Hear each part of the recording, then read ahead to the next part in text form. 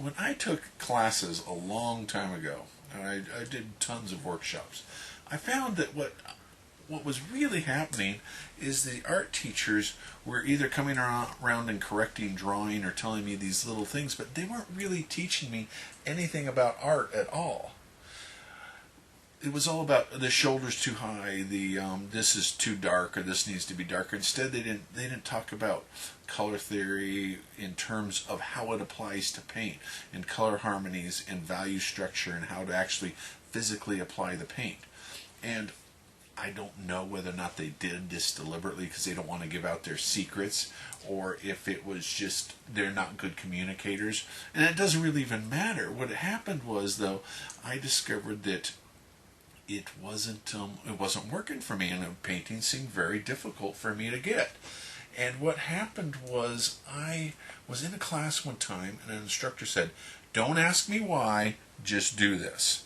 And I think that was the moment that something happened in my brain and a switch flipped, and I realized what I wanted was to know the why of everything in painting.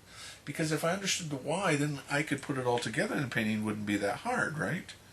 So that was that moment that it switched for me, and then I developed this system where I would break everything down to its simplest elements, and then I could understand it. My painting just took off like crazy like that right after that.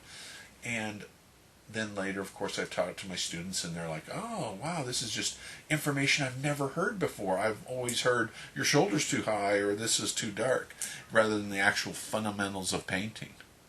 And that's what I've tried to give and share with my students.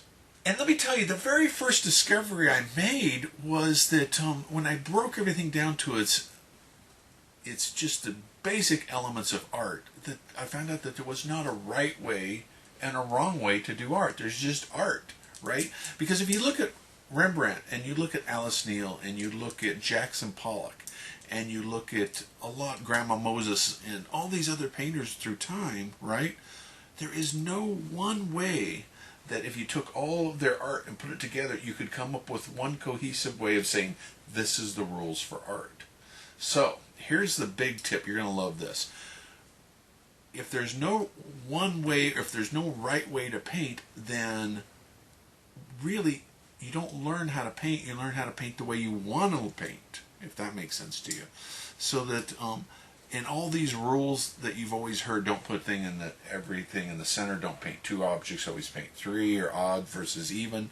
All these kind of rules kind of go out the door, because those rules are only have any kind of foundation or truth in them for a specific way that you want to paint, right? So if you want to paint a particular way, most of the rules aren't going to apply. So really what you need to do is almost discard the rules if you can, and just paint going forward the way that you want to paint, and accept only a few guidelines, no rules, guidelines as to what the best way to paint for the way you want to go forward. Okay? And really, I think that that was a huge freeing thing for me to do, because then all these rules that seemingly contradicted each other, and which made learning art hard, they all evaporated and went out the door.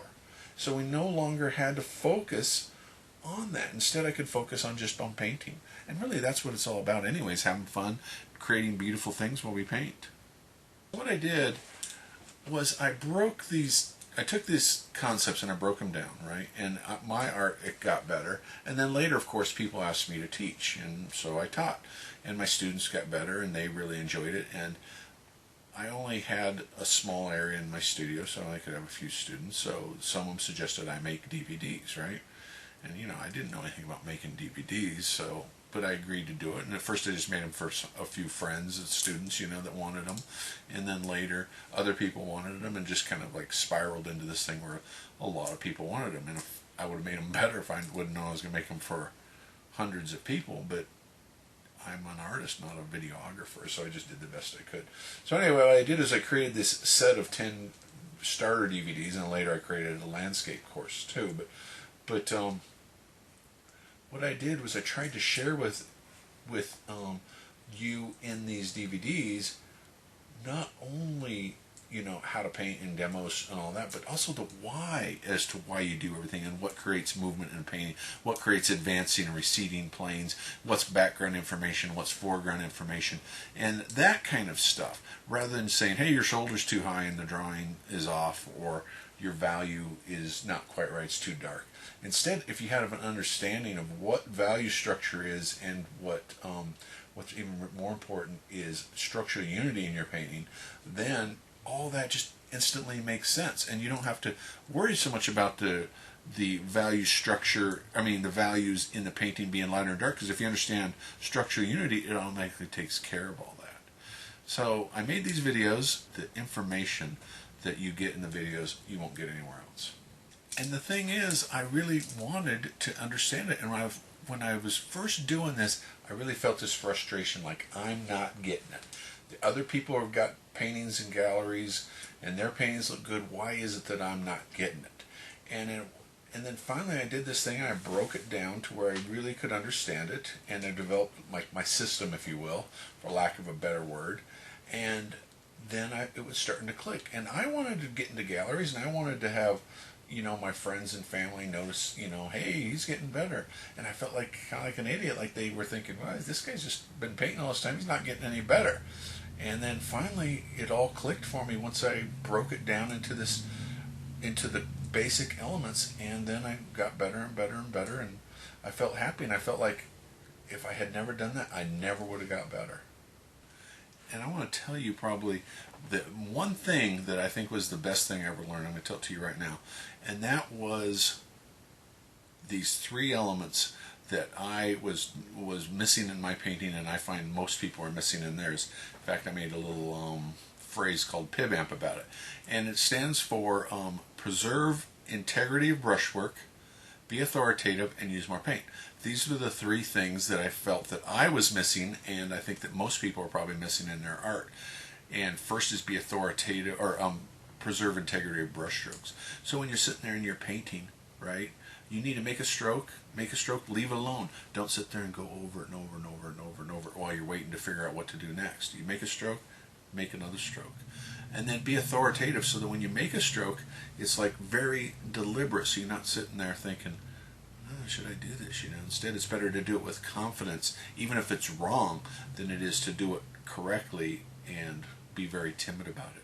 And then lastly, quite frankly, most people just don't use enough paint, including me.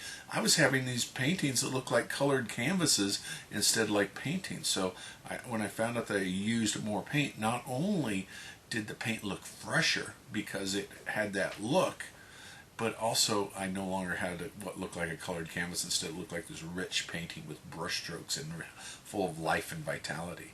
That was the best thing I learned. So anyway, really, it's just not your fault, all right?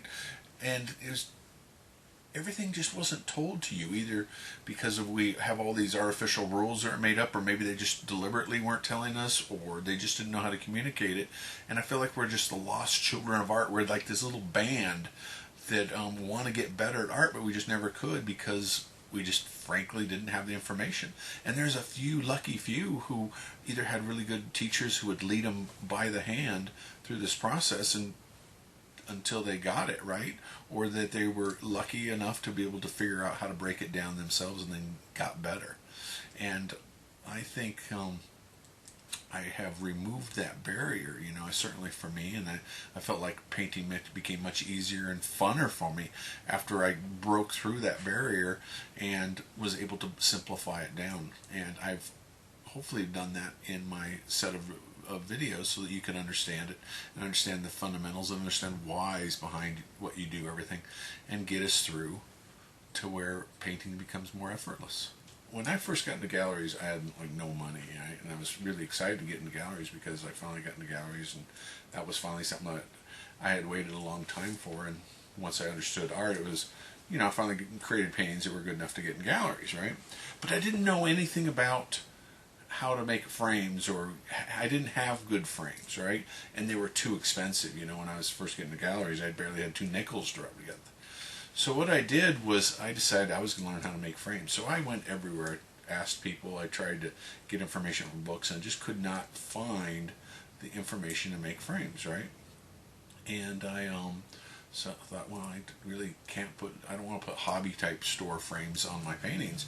So what I did is I decided I'd splurge and get a program and make that leap of faith. And I was freaked out because I didn't want to get ripped off. I thought, well, what's this going to be like? And I didn't want to look like an idiot to my wife, who's thinking I'm a dreamer anyway, for thinking I can go make frames. I didn't know anything about making frames.